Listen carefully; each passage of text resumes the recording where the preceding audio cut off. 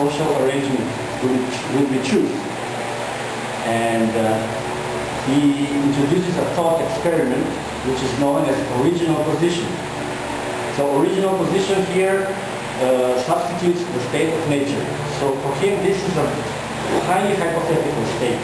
Original position is a deliberate state where the representatives of the groups of people or of the parties have to decide what kind of social system they will have in the future. So what is important in this original position is that the representatives who are in this original position or the members, they are not supposed to know who are they representing, because if they do, then they will choose some principles of justice in favor of one or another group. So they have the veil of ignorance, as Rawls called it. This is a very original point of Rawls' theory. That's why he became very famous. The veil of ignorance forbids the members of the original position to know whom they represent. So they don't have any particular facts about themselves and the parties they represent. So they don't know the gender, the age, the race, the ethnicity. They don't know if they are Catholics or Muslims or Jewish or German or American or straight or gay. They don't know anything, and they have to decide to bring justice, a system which will satisfy all these groups. They only know general facts about humanity, like facts that come from psychology and social sciences. So they know how human beings function, how they think, how they reason, and etc. In this situation,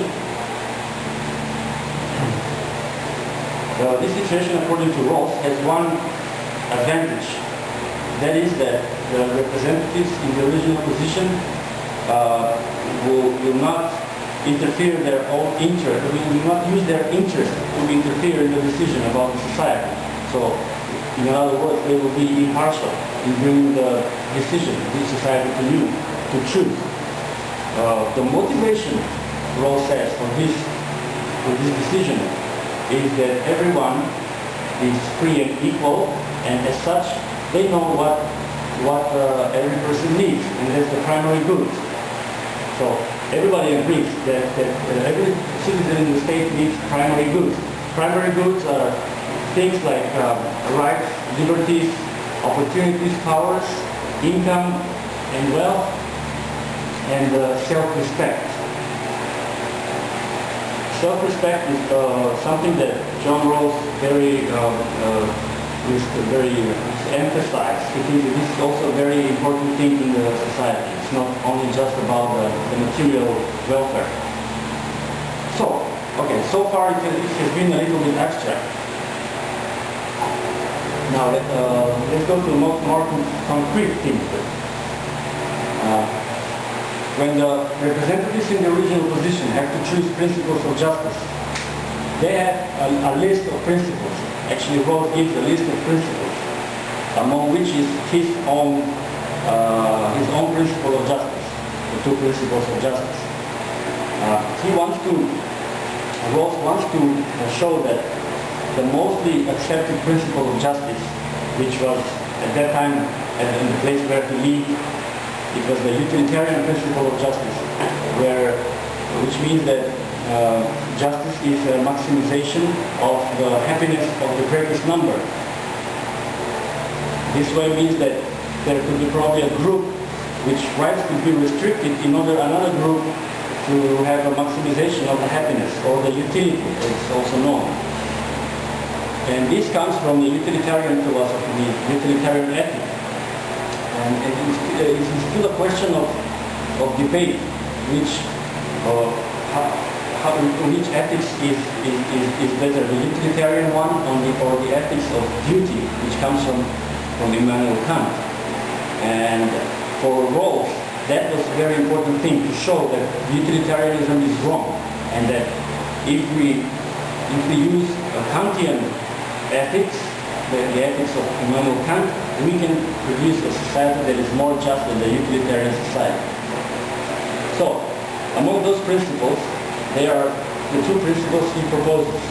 The first principle, each person is to have an equal right to the most extensive total system of equal basic liberties, compatible with the similar system of liberty for all.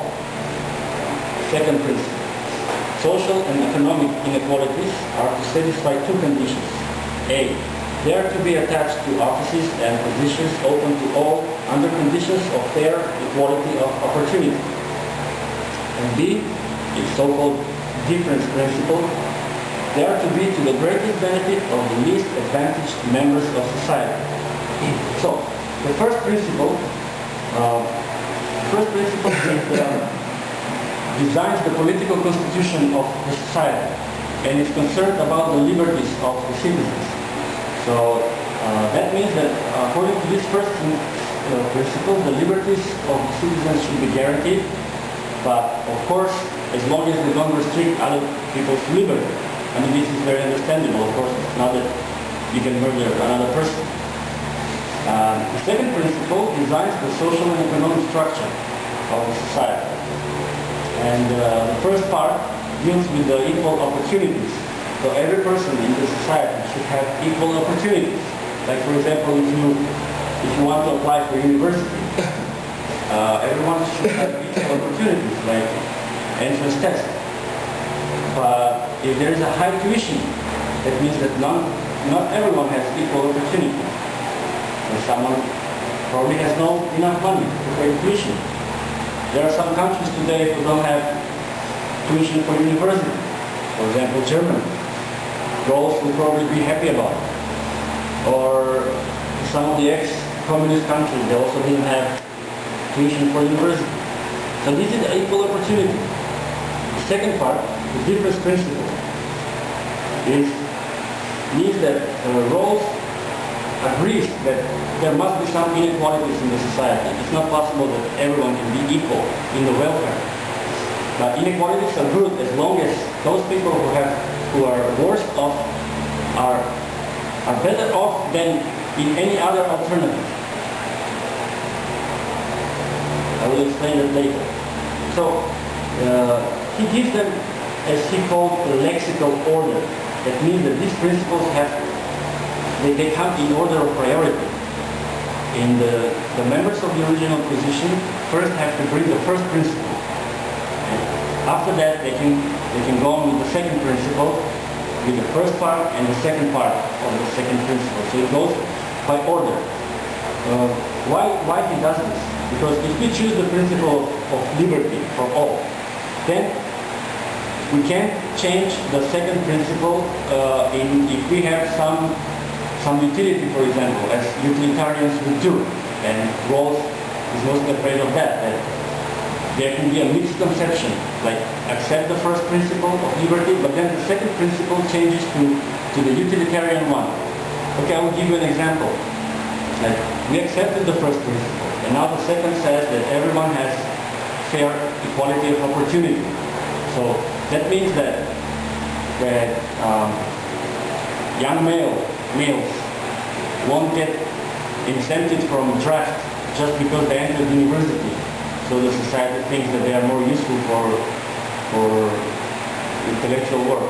So no exemption, because they already accepted the first rule. So everybody should go into army. That's like a simple example, although probably some people wouldn't agree. But if we follow the principles, then we have to follow it fully. So Rawls here concludes, about these two principles. He says, I'm quoting, all social primary goods, liberty and opportunity, income and wealth, and the basis of self-respect are to be distributed equally unless an unequal distribution of any or all of these goods is to the advantage of the least favored. So, surely, obviously, the most important thing in Rawls' principles of justice is the difference principle. That's the best solution of choosing a social system. So justice and fairness is bound to keep the lowest position within the system higher than the corresponding position in the system organized by any alternative, so in any other system. We can look at the table here. This is an example that we have 4 economies.